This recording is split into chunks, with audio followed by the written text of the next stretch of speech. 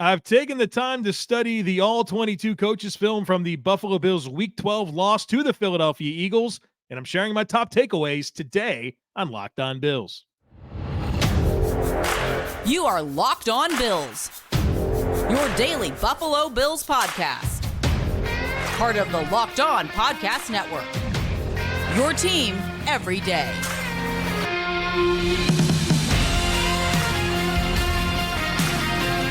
What's up, Bills Mafia? It's Joe Marino, author of Go Bills and Buffalo's Run, also the co-host of the Locked On NFL Scouting podcast, and I'm your host of Locked On Bills. Want to thank you for making Locked On Bills your first listen every day, and a big welcome and shout out to our everydayers. You know who you are. Those of you who never miss a single episode, I appreciate y'all being here very, very much. I'd also like to invite you to subscribe or follow for free on YouTube or wherever you listen to podcasts. We're part of the Locked On Podcast Network, your team every day. Today's episode is brought to you by Gametime. Download the Gametime app, create an account, and use code LOCKEDONNFL for $20 off your first purchase. Last-minute tickets, lowest price, guaranteed. Well, folks, welcome to the All-22 review discussion centered around the Bills' loss to the Eagles. Plenty to dive into, including a very successful game offensively and a game defensively that flipped upside down from the second half forward. And so I want to talk about what went right offensively, a couple of the miscues that really contributed to some missed opportunities, and then, of course, what happened to the defense? What happened? We'll do studs and duds. We'll do snap counts, the things that we do here on the All-22 review. I do want to start with the offensive side of the football. And I want to start with some general thoughts, and then I'll get more specific with some of the passing game stuff that I think is important for us to highlight. But generally speaking, this was an outstanding offensive performance.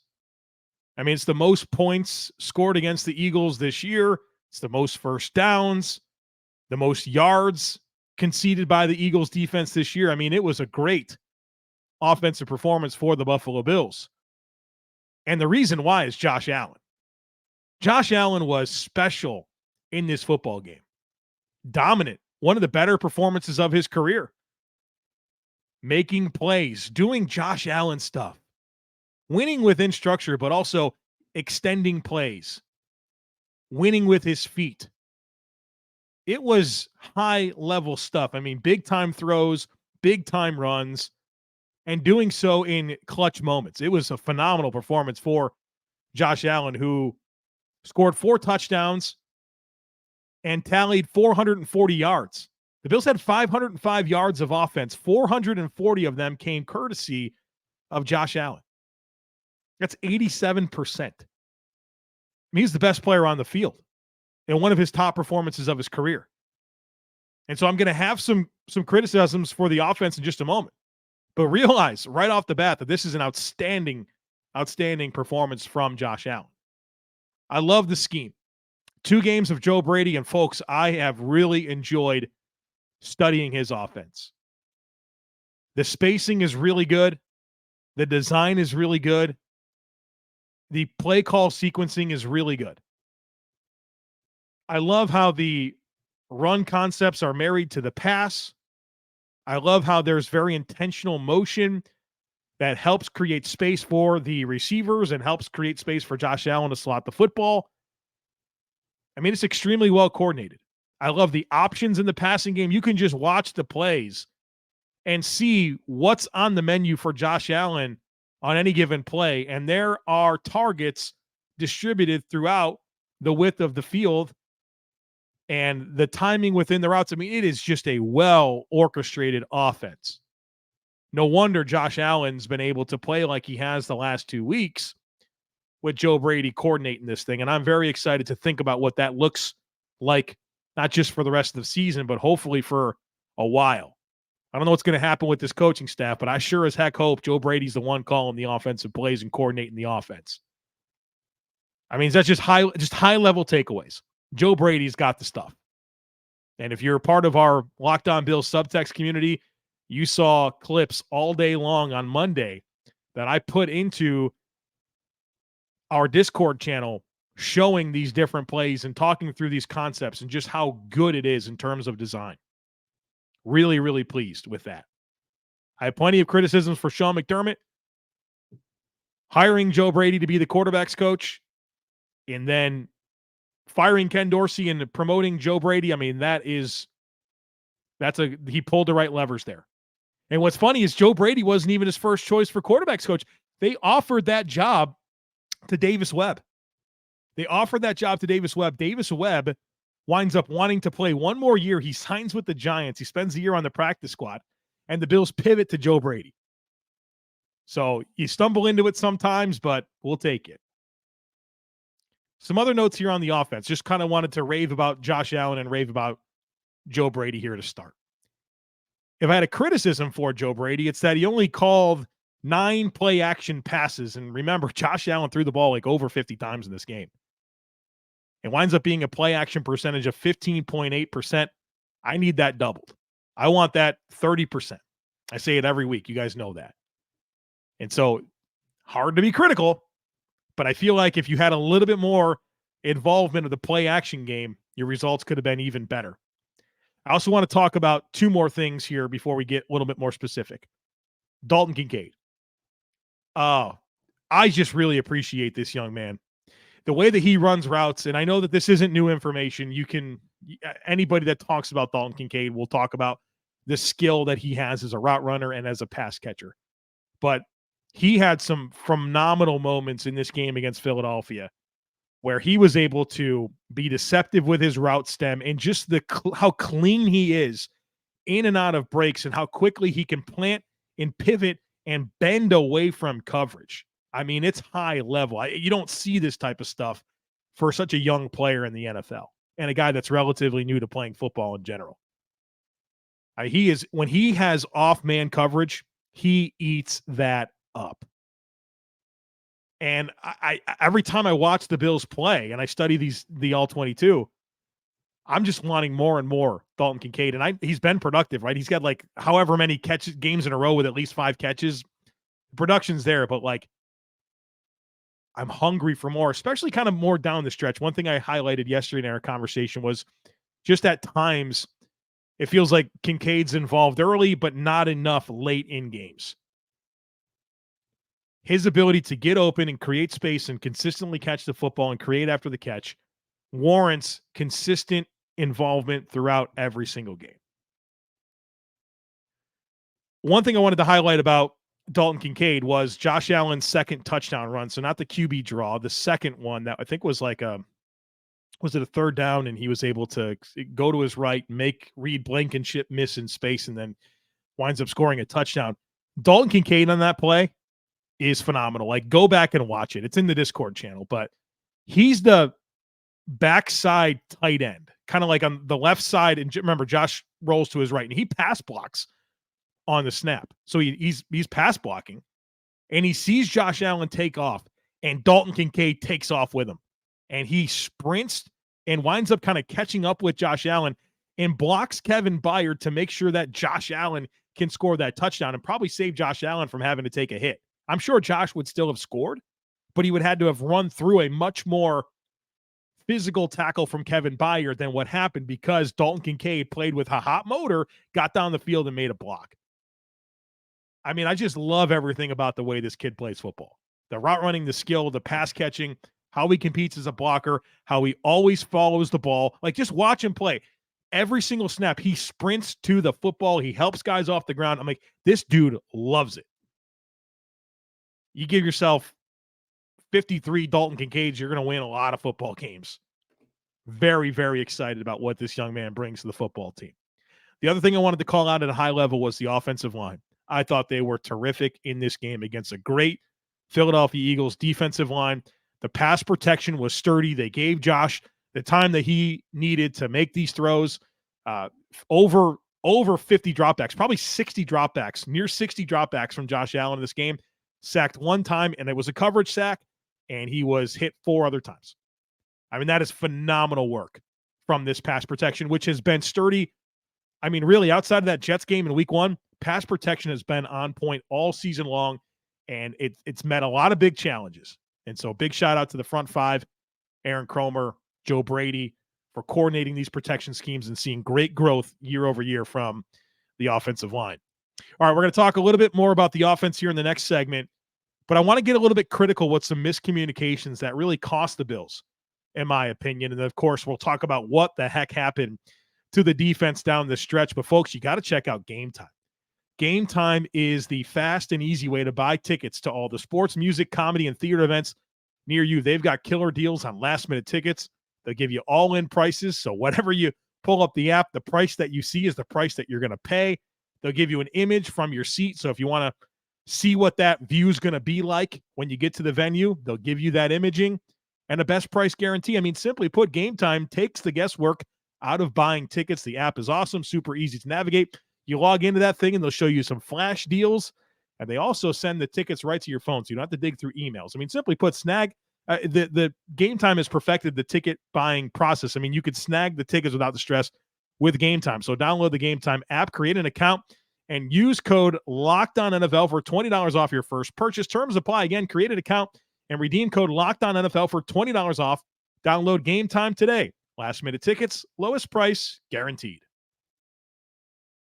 So a phenomenal day for the Buffalo Bills offense against the Philadelphia Eagles, but there are 4 moments in this game where there was a passing game miscommunication where Josh Allen and his target were not on the same page, and it cost the Bills. I'm not saying that it cost the Bills more than Sean McDermott or more than officiating or more than the defense, whatever you want to point to. But I think this is a contributing factor that through studying the tape, it becomes pretty clear that these were some opportunities that were there.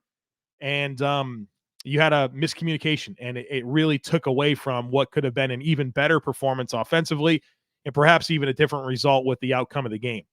The first one I want to point to, and we'll go chronologically as they happen throughout the course of the game. 6:45 left in the second quarter. It's 2nd and 8 from the Bills' 41. The Bills are down 7-3, and it winds up being an incomplete pass to Dalton Kincaid. It's a beautiful play design, play action.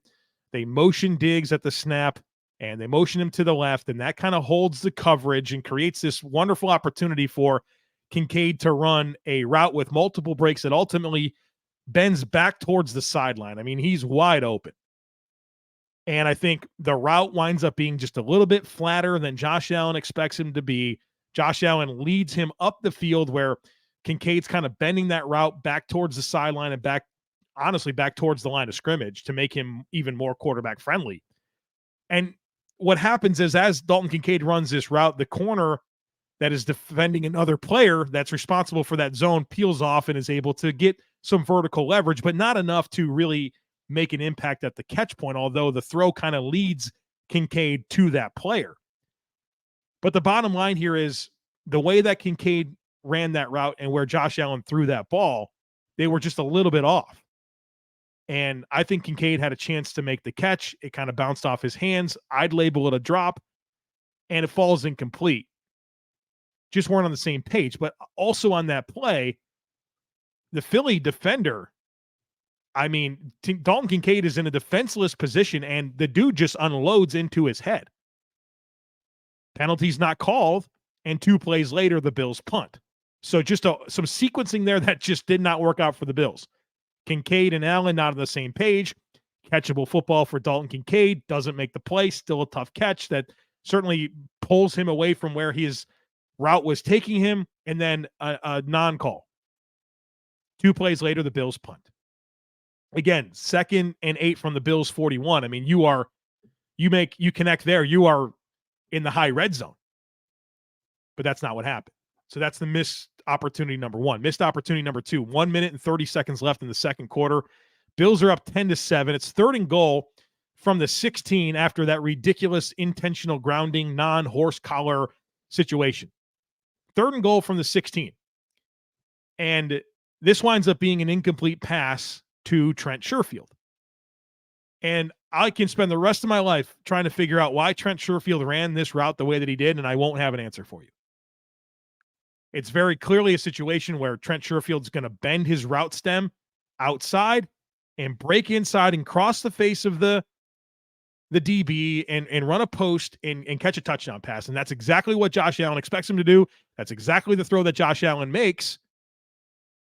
And for some inexplicable reason, Trent Sherfield just continues with the outside. It's almost like he thought there was no chance he was going to get the ball on the play.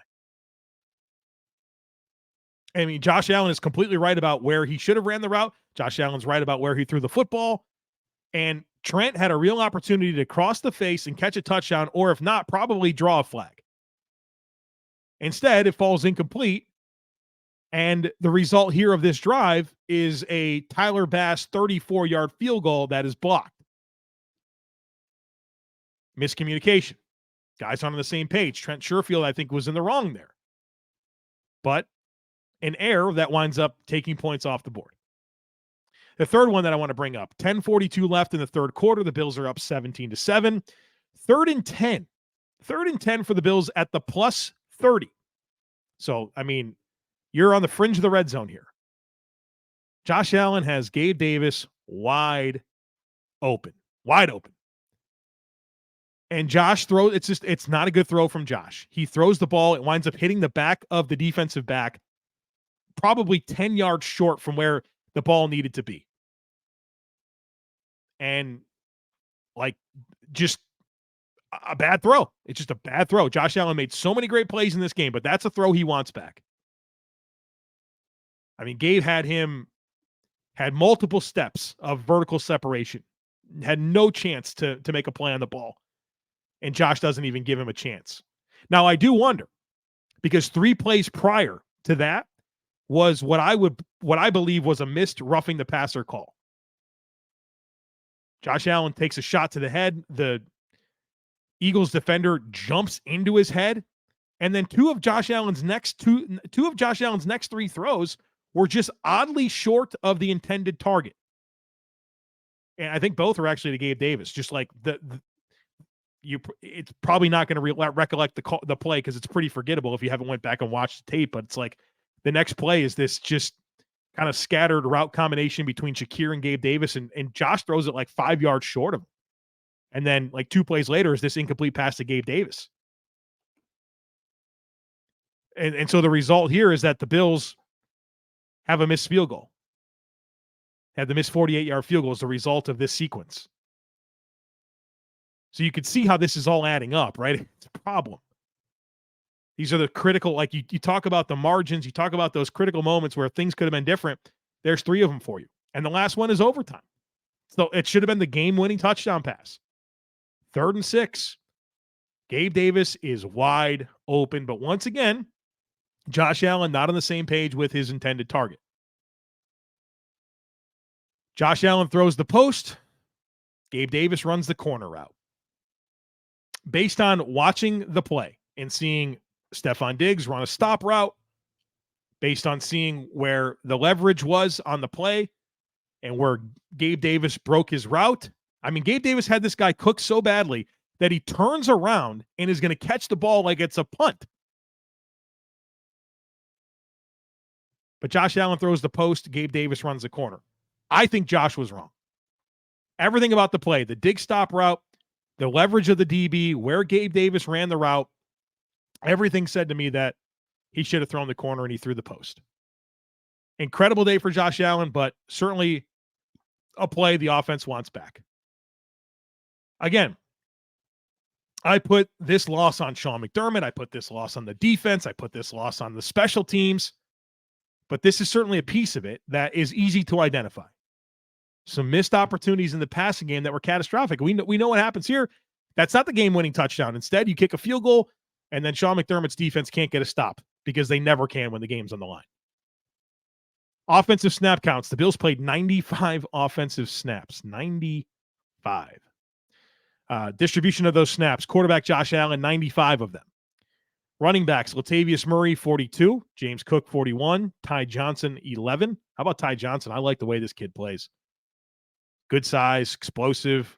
The first guy never gets him down. I'm a big fan of Ty Johnson. Reggie Gilliam, 6 plays. Tight end.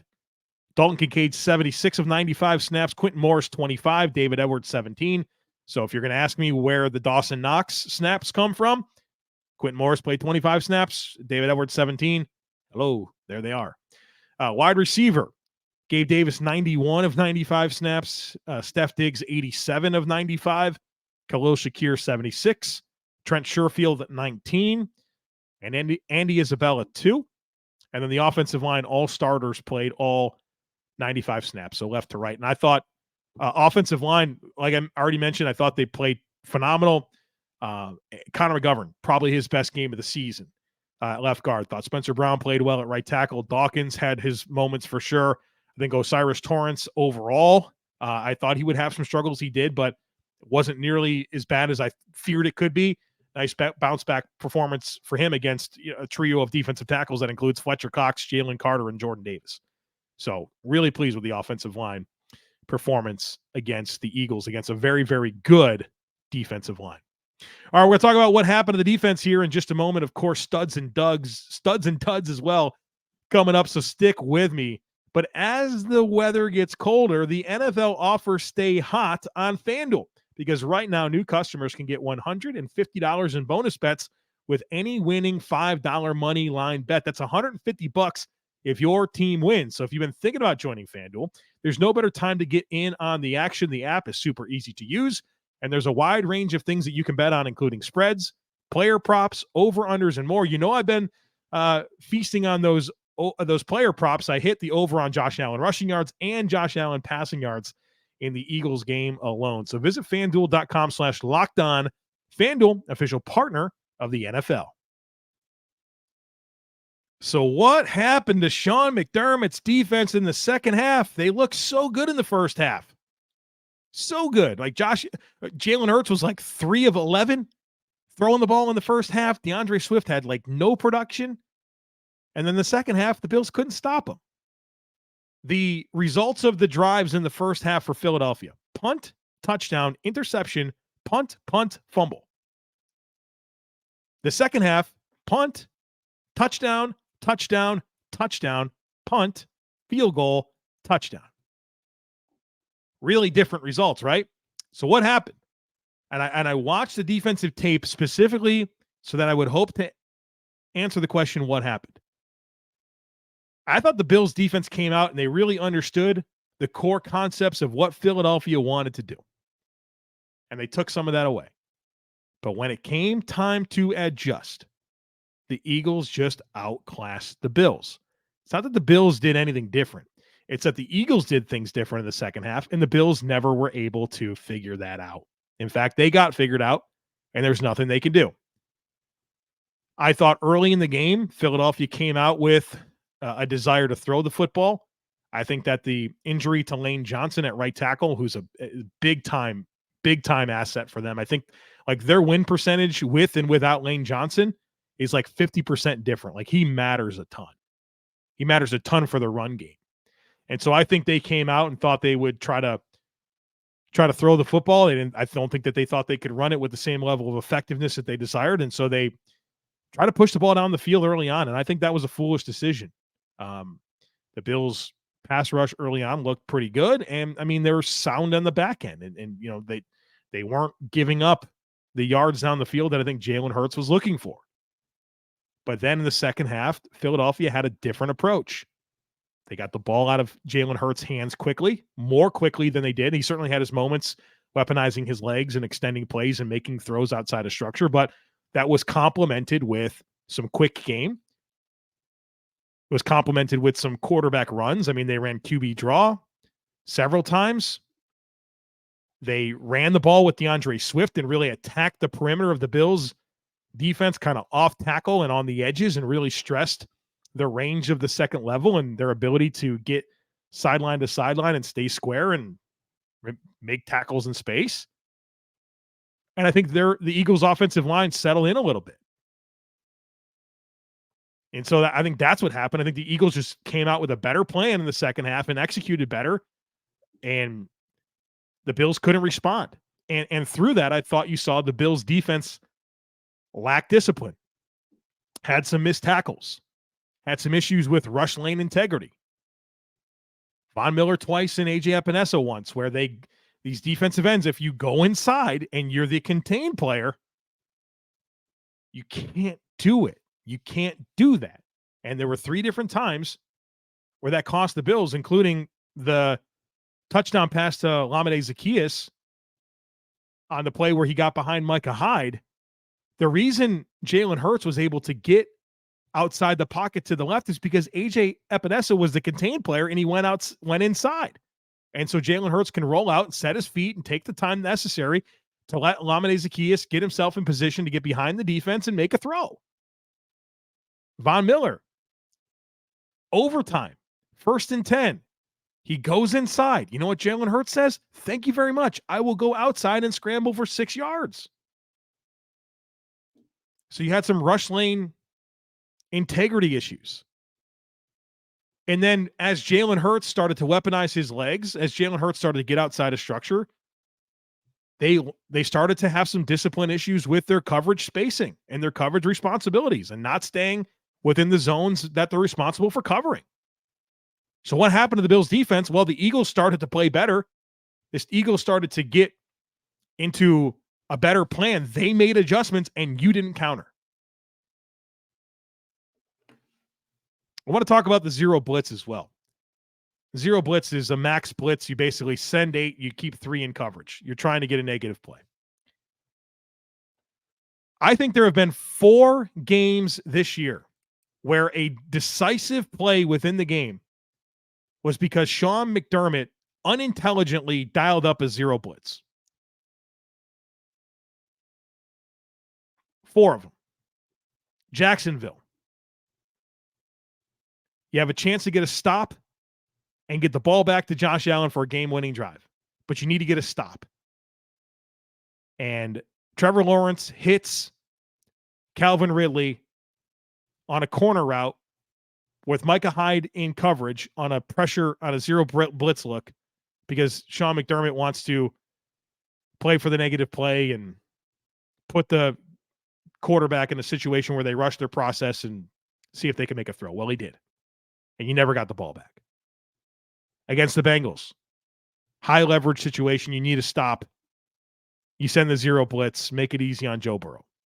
Honestly, multiple times in that game, but towards the end there where you had a chance to get the ball back.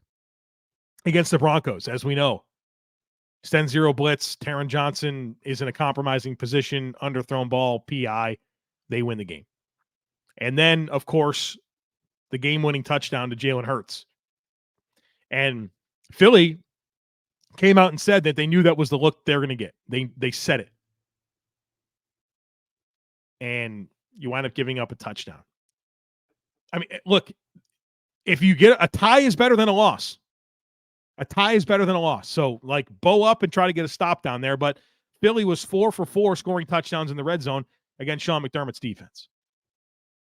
And those high leverage situations just didn't have answers. You didn't have answers once again. Defensive snap count, 66 snaps for the Bills defense. Defensive ends, Leonard Floyd, 46 of 66. Greg Rousseau, 36. Epinesa, 30. Von Miller, 21. That's 21 snaps too many. Shaq Lawson, 10. At defensive tackle, Ed Oliver played 60 of 66 snaps. Jordan Phillips, 32. Linval Joseph, 16. Tim Settle, 13. At linebacker, Terrell Bernard, all 66. Tyrell Dotson, 49. Dorian Williams played 1 snap. At corner, Benford, Jackson, Johnson all played 66 snaps, all of them. Poyer and Hyde played all 66 snaps. And then Cam Lewis, 16 snaps on reps where they would pull out Tyrell Dotson, put Cam Lewis as a deep safety, and then Jordan Poyer was a second-level defender as kind of a linebacker in more obvious passing situations. My studs and duds this week are a little bit different. And I want to kind of be true to this and not like force it. If I question it for like even a second, I'm not putting you down as a stud and I'm not putting you down as a dud. And so my list is very short. For studs, Josh Allen, pass protection. 2 things, Josh Allen and pass protection. I mean, was anybody dominant? Josh Allen was dominant. Who else was dominant in this game? We're like, that was a stud. Leonard Floyd had his moments. Ed Oliver had his moments. Steph Diggs had his moments. Dalton Kincaid had his moments. Gabe Davis had his moments. I think more courtesy of scheme. Jordan Poyer had his moments. But nothing that rose to the level of, you know what, stud. Like, can I really put you in the same line as Josh Allen? I couldn't. So I just have Josh Allen and pass protection as studs. As duds, same thing. Like, who was that bad where you can just put them in the same category as I have two duds? Sean McDermott's a dud in this game. How do you not give Josh Allen a chance with the ball with 20 seconds left? He should have had 2 timeouts and 20 seconds left. How do you not give Josh Allen a chance with the ball there? The way he was playing, first of all, like right there, I don't care about the rain. You heard Sean McDermott's comments about this after the game where he's talking about how where they did it against Detroit and it was a domed environment and the rain was a problem. Was the rain really a problem, Sean? Their kicker made a 59-yard field goal. Was there like drop passes left and right? Was there fumbles left and right that were unordered, that were like not normal to a game? Like, did you ever feel like the weather like really took away from it? And also, who cares? Give him a chance, dude. So yeah, Sean McDermott, major dud. The defense gets figured out. They can't make a play. Didn't give Josh Allen a chance there at the end. Called that stupid timeout to ice the kicker. And Tyler Bass is a dud. He missed 2 field goals in a game that you lost in overtime. You 34-yard field goal blocked, get the ball up. And then you miss from 48. Their guy makes from 59.